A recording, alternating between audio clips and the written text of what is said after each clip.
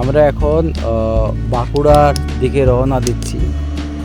তো রাস্তা যেতে যেতে আমরা চন্দ্রকোনা রোডের মধ্য দিয়ে যখন যাচ্ছিলাম তখন চারপাশে যে মাটি এবং সেখানে কী রকম চাষবাস হয়, তো মানুষের জীবনযাত্রা কেমন হয় সেটা একটা জানার খুব আগ্রহ ছিল। তো এখানে আমি যতটা দেখতে পাচ্ছি এখানে পশুপালন হচ্ছে, এখানে আলু চাষ বা আরও অন্যান্য চাষবাসও হচ্ছে দেখতে পাচ্ছি। তো মাটিটা পলি মাটি এবং লাল মৃত্তিকা উভয়ই অবস্থিত। তো আমার ছেলে ময়ূক আর আমার স্ত্রী প্রিয়াঙ্কা প্র্যাকটিক্যালি এই সকল মাটিকে হাত দিয়ে স্পর্শ করতে চাইছে এবং মানুষজনের সঙ্গে কথা বলে বোঝার চেষ্টা করছে এখানে কীরকম ধরনের চাষবাস। ঠিক আছে, আপনারা দেখতে থাকুন ওরা কীভাবে অবজারভেশন করে। ঠিক আছে, মানে এখানে আলু চাষ, ধান চাষ আর বলছে বাদাম চাষ হয়। বাদাম চাষ বলতে বাদাম চাষ, বাদাম বলতে চীনা বাদাম যেটা রয়েছে। আচ্ছা, নতুন বাদাম বেরোয়। আর এই আলু চাষের জন্য জলের ব্যবহার, এই বাদাম দোকানে বিক্রি হয়। ও এইটা বাদাম গাছ এগুলো সব? এগুলো সব বাদাম গাছ। আচ্ছা, আর এখানে আলুর চাষে বলছে কি বলতে চাইছেন, অ্যাকচুয়ালি দাম খুব কম পেয়েছেন নাকি? আলু চাষে আর মনে নেই, চাষের মাথা খারাপ হয়ে গেছে। 150 টাকা করে কুইন্টল, এত লোক লাইনে। এখানে গাড়ি নাই, নাহলে দেখাশোনা আমি এখন লোকেরও এখনো ধরো লোকের জমিতে এখন আলু আছে। চেকটা দেবেন। This is how you make me feel. This is how you make me feel. Oh good, oh great sunshine. লাঞ্চের জন্য মেদিনী মাতা হোটেল অ্যান্ড ক্যাটারিংয়ে ঢুকলাম, যার কন্ট্যাক্ট নাম্বার এটা রয়েছে। তো এখানে আমরা কি খাচ্ছি চলুন দেখাবো। সাদা ভাত, আলু ভাজা, উচ্ছে ভাজা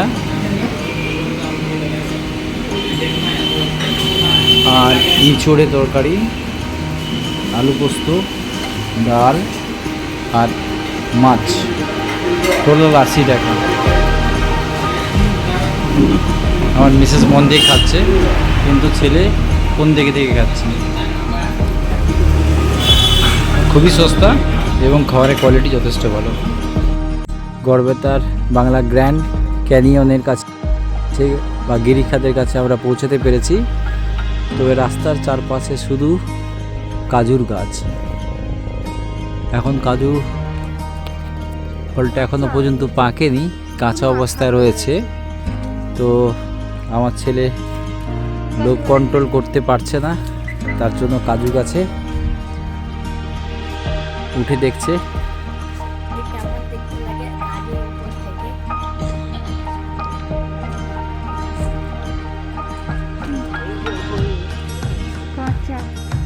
কাজু গাছ কখনো দেখেছো চোখে?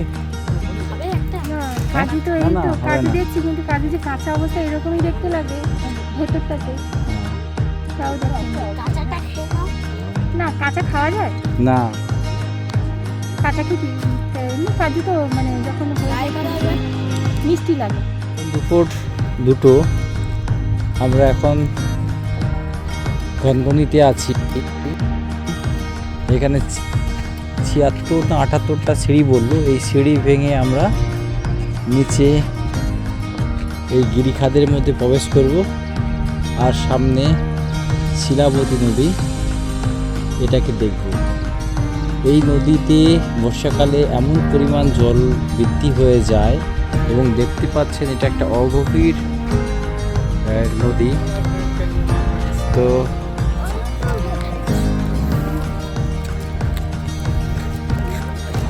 এই নদী সংস্কার না করার কারণে অগভীর হয়ে পড়েছে এবং বর্ষাকালে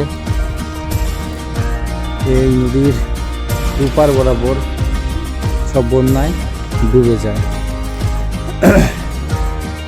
তো আমরা আপাতত নামছি সেখানে, আর এখানে ভৌগোলিক অবস্থা বোঝার চেষ্টা করব। আমার ছেলে অলরেডি নিচে চলে গেছে, মিসেস সিঁড়ি ভেঙে নামছে, ওঠার সময় কি করবে জানি না। হ্যাঁ,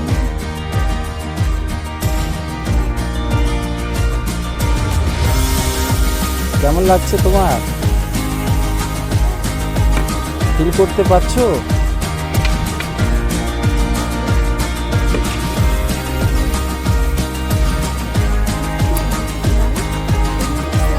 হ্যাঁ, পাগল নাকি? পুরো গরমে পুরো পিছন পুরো পিছন পিছন জ্বলে যাবে। হ্যাঁ, এখান থেকে উঠেও এখান থেকে ছুটে যাবে।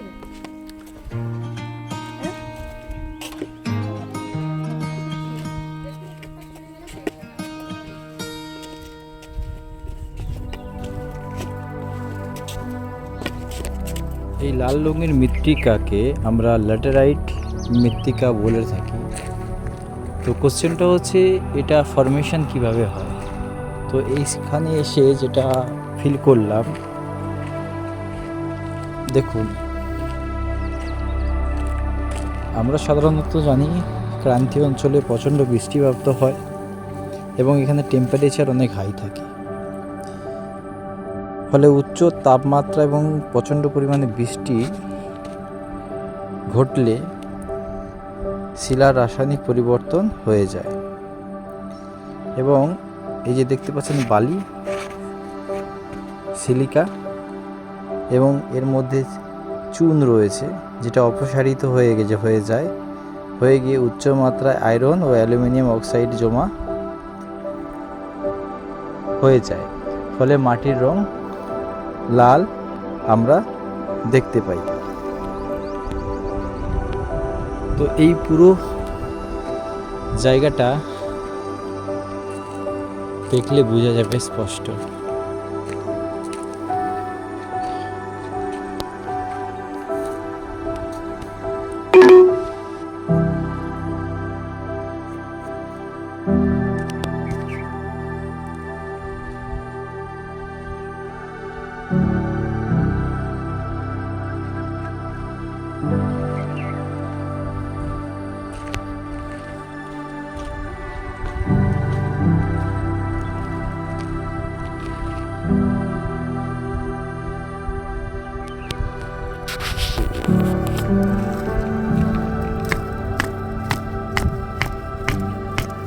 কত শক্ত!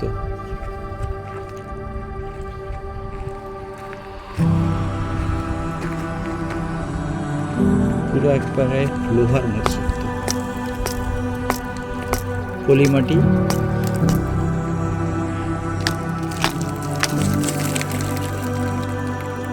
এটা একটা লোহার খণ্ড,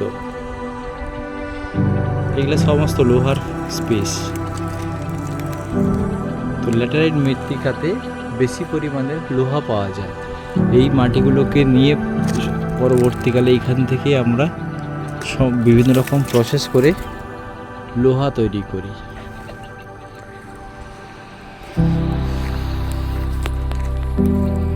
কাবতী নদী স্মরণ রাখার জন্য ময়ূরকে ওই নদীতে নামানো হচ্ছে স্নান করানোর জন্য। তার অনেক সিনিয়র দাদারা আছে প্রোটেকশন করার জন্য এবং জলের স্রোত যথেষ্টই বেশি। যা শক্ত করে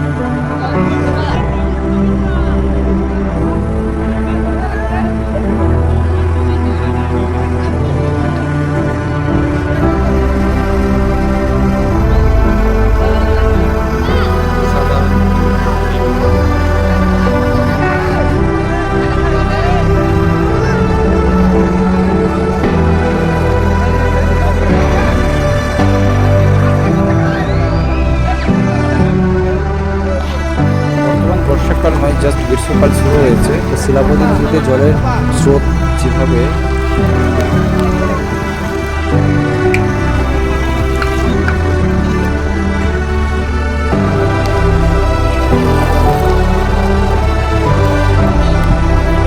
বর্ষাতে পুরো জায়গাটা জলে ভরে যায়। তো এটাকে নদীর পাড় হিসাবে যদি ইমাজিনেশন করা হয়, তো নদীর ক্ষয়কার্যের ফলেই এই কিন্তু গ্র্যান্ড ক্যানিয়ন যেটাকে বলা আছে গিরিখাতের মতো যেটা রয়েছে এটা তৈরি হয়েছে।